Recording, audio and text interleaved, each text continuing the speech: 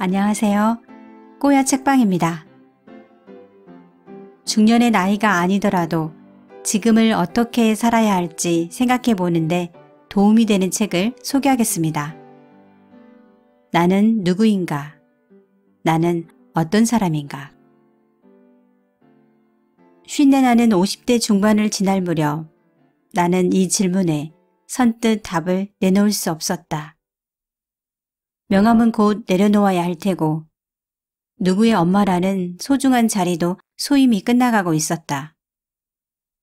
젊었을 때는 능력 있고 멋진 사람이 되려고 안달하며 살아왔다. 이제는 남들의 평가에 상관없이 스스로 존재감을 느끼는 사람이 되고 싶다는 생각이 들었다. 그때 코칭을 만났다. 저자는 50대 중반에 이르러 문득 남들의 평가에 상관없이 스스로 존재감을 느끼는 사람이 되고 싶다는 생각을 합니다. 그때 만난 것이 코칭이었습니다. 코칭이란 내가 원하는 게 무엇인지 제대로 알고 더 나은 삶의 길을 스스로 찾아가도록 돕는 과정이다. 서문에서 작가는 코칭 철학의 핵심이 인간은 교정의 대상이 아니라 이미 온전한 존재여서 해답은 밖이 아니라 자신 안에 있다고 믿고 지지해주는 것이라는 점도 마음에 들었다고 해요. 그렇게 그녀는 사람들 곁에서 지지하고 격려하며 특히 동년배 시니어들이 묻고 답하는 여정의 일부를 함께하는 사람이 되었습니다. 이 책은 저자가 꾸준히 공부해온 불교의 가르침을 적용하여 스스로 이해하고 깨달을 때까지 질문을 계속합니다. 스스로 자기 안에 있는 답을 찾고 진리의 빛을 발견할 때까지 말이죠. 책 속 여러 사연들과 여정을 함께하면서 적절한 질문을 던져 도움을 주고 코치가 없더라도 독자 스스로 자기 상황에 필요한 질문을 던지고 답을 찾아가는 셀프 코칭이 가능하도록 돕습니다. 5, 60대들이 코칭을 통해 질문에 대한 답을 찾아가는 과정을 자세히 소개하고 있습니다. 다양한 상황의 코칭 사례들을 보여줌으로써 시니어뿐 아니라 세대를 아울러 생각할 것들을 던지고 있습니다. 이 책 끝에는 스스로에게 질문을 던져본 경험이 없는 독자들을 위해 지금 나에게 필요한 질문 108개가 있습니다. 책을 읽는 동안 이 나이쯤 되면 이러이러하겠지 막연하게 생각했던 것들이 구체적으로 와닿았습니다. 누구에게나 예외 없이 찾아오는 죽음 이후 상실이라는 것도 거쳐가는구나. 남편을 먼저 보낸 부진의 이야기가 먼 일이 아니라 곧 닥쳐올 내 일처럼 느껴졌습니다. 부진의 이야기 들려드릴게요. 한 사람이 가면 하나의 우주가 사라진다. 모든 상실은 그 이후 삶에 어떤 식으로든 회한과 자책을 남긴다. 더 잘해줄 것을, 더 사랑할 것을. 저축과 보험으로 미래에 예기치 못한 상황에 대비하면서도 사람이 간 뒤는 굳이 예상하지 않는다. 산자만 남은 미래를 준비하는 건 비정하고 이기적이라서. 아니면 죽음은 어쨌든 생각하고 싶지 않다는 걸까. 그 사람이 언제든 떠날 수 있다는 상상을 왜 안 했을까요?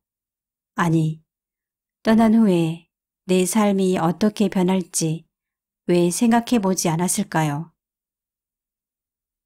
이른을 넘기고 있었잖아요.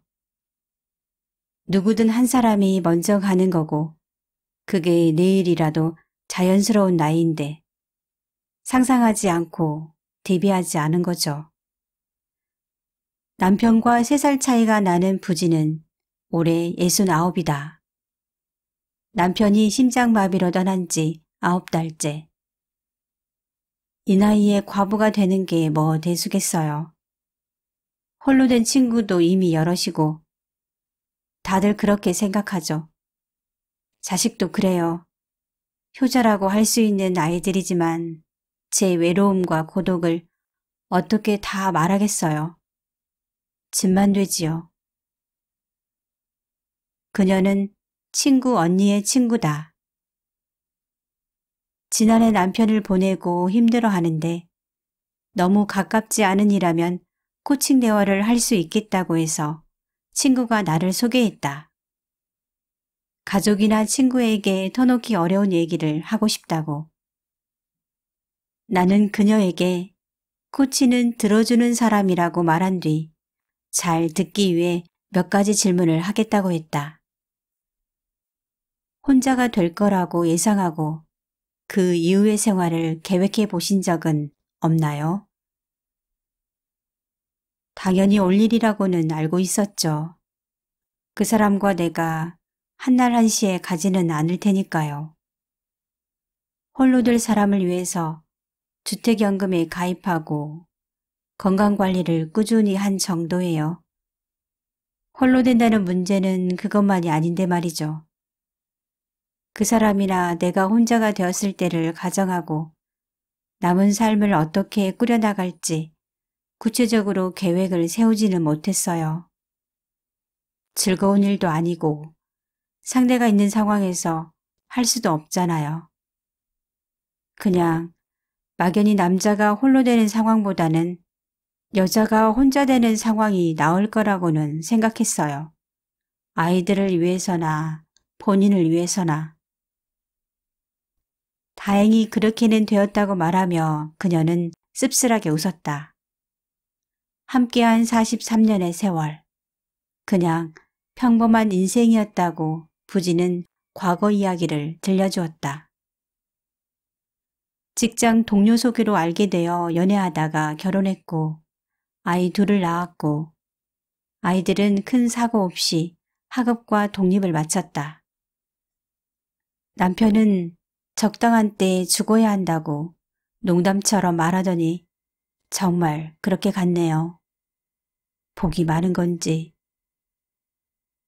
심한 독감 끝에 쓰러졌어요. 병원에 갔는데 입원은 안 하겠다 해서 집에서 예우를 보자고 했는데 이틀 만에 갔어요. 그때는 같은 방에서 잤죠. 아침에 일찍 깼는데 남편이 조용히 자고 있길래 목욕탕 다녀왔는데 그새 갔더라고요. 부지는 충분하지 못했던 애도 때문에 자책하고 있었다. 그냥 의연하게 대처해야 할 것 같아 오히려 무덤덤하게 있었는데 그렇게 보내는 게 아니었다는 생각이 들어요. 그러면 어떻게 하면 좋을까요? 지금이라도 할 수 있는 일이 있을까요? 지금 할 수 있는 일. 매일 아침 불경을 외는데 거기다가 이 마음을 실어볼까요? 스님께 물어보니 천도의 좋은 불경을 읽으라 하더라고요. 굳이 절에 가지 않더라도 아침마다 그 사람과 인연을 생각하고 감사하며 편히 잠들기를 바라는 기도를 해야겠어요. 남편에게 느끼는 미안함과 죄책감이 새롭게 꾸려가야 할 그녀의 일상을 가로막고 있었다. 충분히 애도하지 못하면 앞으로 나아가는 발걸음이 주춤하면서 자꾸만 뒤돌아보게 된다. 그녀는 뒤늦게나마 남편과의 인연이 의미 있었고 고마웠다고 두 손 여미고 정중하게 애도한 시간을 가진 후에라야 남은 삶에 집중하게 될 것 같았다. 마음이 있더라도 그 마음을 전하려면 꺼내 보여야 한다. 사람이 떠난 후에는 그를 잃은 슬픔을 그대로 드러내는 것이 자신을 위로하면서 떠난 사람에게도 예의를 다하는 진정한 애도이다. 또 떠난 이를 아는 다른 사람도 그 슬픔에 공감하며 서로 위로할 수 있다. 그래서 우리에게는 과하다 할 만큼 크게 소리내어 곡하고 격식을 차리는 장례 문화가 있었다. 다음으로 그녀는 혼자 보내야 하는 자신의 나날에 변화가 필요하다고 말했다. 우리는 일상을 함께할 대상부터 찾기로 했다. 나는 부진에게 해방 시점이 바로 지금이라고 생각하기를 권했다. 시니어 코칭에는 각자에게 해방 시점 정하기가 있다. 자녀가 대학에만 가면, 취직해서 경제 독립을 하면, 혹은 자신의 은퇴 시점이 되면, 아니면 노후 자금이 얼마만큼 모이면 등 각자가 해방 시점을 정하고 그 이전까지 할 일과 해방 이후 할 일을 정하며 미래를 설계한다. 부지는 지금이 진정한 해방이라고 여기고 새로운 노후 생활을 계획해 볼 수 있을 것 같았다. 한 사람을 잃는 것은 한 세계를 떠나보내는 것이다. 가까운 이의 죽음은 비통하지만 한편 그와 만들던 현실에서는 해방되어 또 다른 세계를 맞이하게 된다. 상실은 곧 해방이며 다른 삶의 시작이다. 이별이나 사별 외에도 재산이나 직이나 명성을 내려놓아야 하는 등 여러 가지 상실을 겪으며 우리는 성장하고 늙어간다. 지금까지 남혜경 지음 샨티 출판에서 펴낸 50에 하는 나 공부, 두려움 없이 나이 들기 위한 셀프 코칭이었습니다. 감사합니다.